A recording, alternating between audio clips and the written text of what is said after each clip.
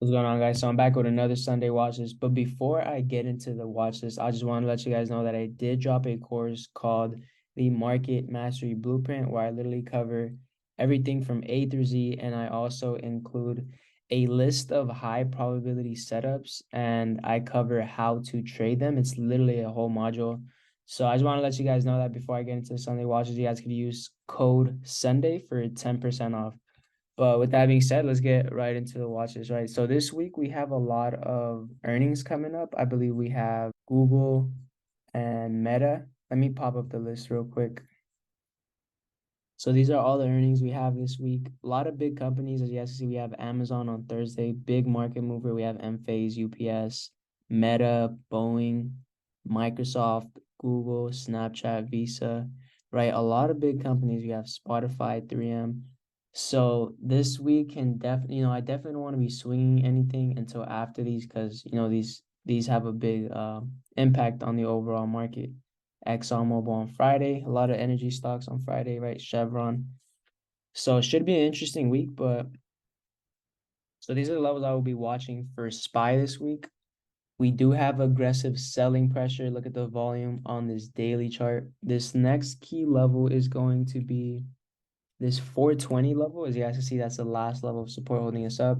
And every time we do come here, we do get held up. So this zone down here, we had to pay very close attention to how we react here for either a bounce. If it does bounce, I will potentially be looking for a target of potentially like this 425 area, right? If things get really strong and it goes above that, we should start heading back up into right 430s. That's if things get really strong off of this level, but we do look weak right now. We are selling off with aggressive volume.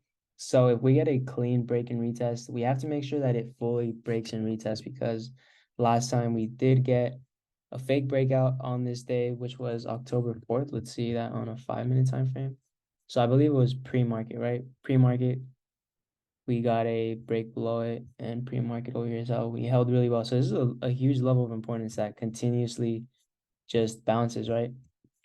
So if we can get a clean break and retest of that level, we should start seeing 418 and 416 as the next levels. As you guys see, this 416 is a huge level from back here. Support, huge resistance, and back here resistance and support, right? So this 416 is the next key level, and below that, nothing but room into 410. It's going to be a very interesting week with those earnings. So anything can change midweek, right? As of right now, these are the setups I'm looking for. So I'm either looking for a bounce or a break and retest of that level or upside, potentially that 425 level. Don't really want to get caught up in anything here. So that's the game plan for SPY, keeping things super simple. Let's see if we could add any trend lines or anything. Doesn't look like it as of right now. And I think we're good for now. So let's go into the QQ chart.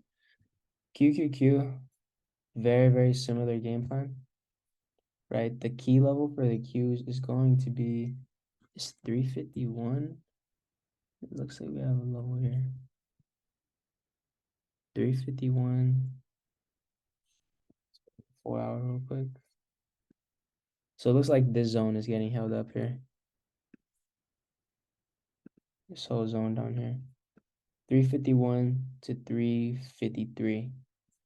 351.5 to 353. And I believe on the NASDAQ that is going to correlate with, let's see here, 14.6. Yeah, this is the bottom of the range that gets held up, right? The bottom of the range was down there. And then the top of the range was about this 15,000 level where we kept getting rejected. But now we're back around this 14.6. And we really have, if this breaks below, we have a huge gap fill. It doesn't show on this chart, but let me go to the other NASDAQ chart.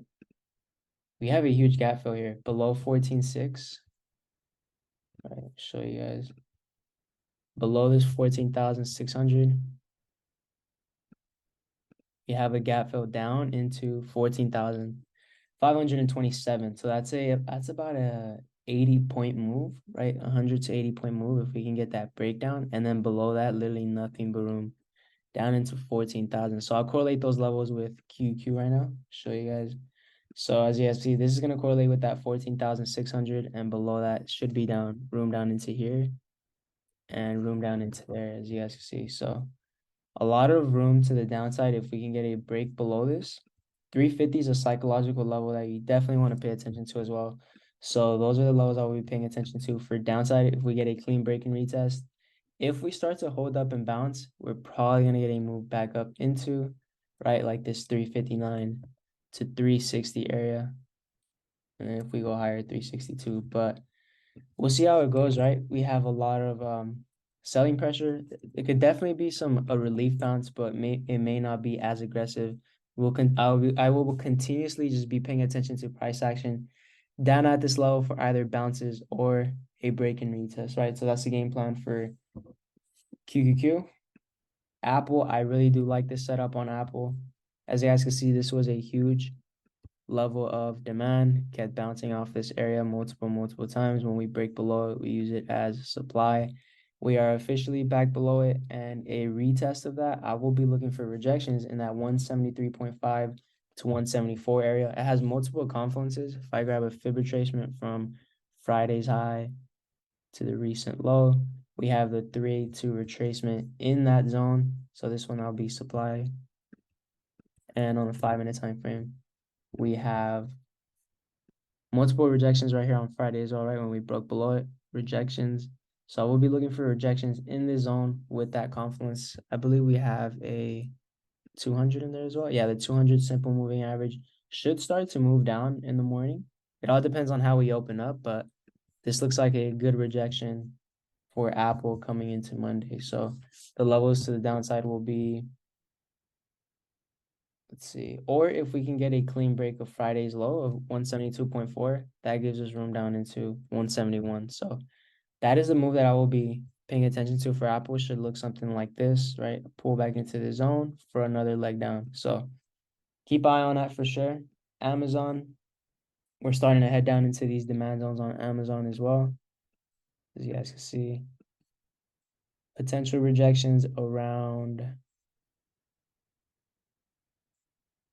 Really, I want to see either a break and retest of this level or a bounce. So that is the level of importance to pay attention to for Amazon. If we get below that, we should have room down to 120. So just keep it simple for Amazon for right now. Potential rejection level is going to be this level here. This 126, notice how it's a huge support. If we can continuously get rejected off that level Monday, we will look for a rejection around that level. So keep an eye on that. NVIDIA starting to head down to a key level as well. I like AMD a little bit better as of right now, but NVIDIA is pretty weak. Friday, we did get a really big sell-off. Potential bounce around this 403 to 406 area. Anything below that should start giving us room down to 400 and 396. Not my favorite setup. I like Apple and Amazon a lot better, but I really do like this AMD setup. Notice how last Friday I was watching for a break and retest of the 105 level. Notice how that 105 level this whole week kept getting rejected from the start of the week to the end, right? Notice here on Wednesday, once we fully got a break below that 105, we kept using it as a rejection level. And here we are approaching, right? We got a huge rejection on Friday from that 105 level, broke below this trend line. This was a previous trend line that we broke up, and it's correlating. This trend line here is correlating with this 100 psychological demand zone that is very, very well respected from 2021, right? Notice all the way from back here to there. So that's a huge level of, right, previous supply turn demand. So it's a huge demand zone that we are approaching. In confluence, we have the confluence of this trend line and a psychological level of 100 that gets fully respected. So I will be paying attention to that 100 level for a potential bounce. You could catch the breakdown into it, right? For the move down, it's about $1 move, but this could be a good bounce level if things get really weak. The break and retest of this will be on watch for a move down into 95. So I'm keeping the watches very simple, right? Meta, we have earnings this week, so won't be paying too much attention to it. Premiums will probably be expensive. Google as well, we do have earnings this week as well. But Google does have a solid setup. We broke below this demand zone here at 136. So a retest of that could be pretty clean for a move back down. So probably something like this. It already did it actually, right? It broke below, it came back, retested, rejected. So if we get another retest and reject, that could be pretty clean. But we do have earnings on Tuesday, so probably not the best. Tesla's really weak as well. Tesla's actually really weak as it's breaking below this level from August that held us up and we got a rally from, right? Now we're starting to get a break below it. You'd want to see that level stay below for a potential move down into 206, right? That could definitely get us a move down into 206, depending on how we react here. But if that level starts to hold up, it's probably gonna get us a move back up into this 225. So overall, we do look weak though. It does look like we want continued selling. So pay attention to this 206 for the next target, and then right that psychological 200 level that could definitely be used as a bounce, right? A relief bounce. Other than that, right, keeping things super simple. Don't really got much else on watch. SPY and Qs will be my main watch. So I hope you guys enjoyed this watch list. And remember, you guys could use code Sunday. I'm going to leave it in the description. And I hope you guys all have a great trading week.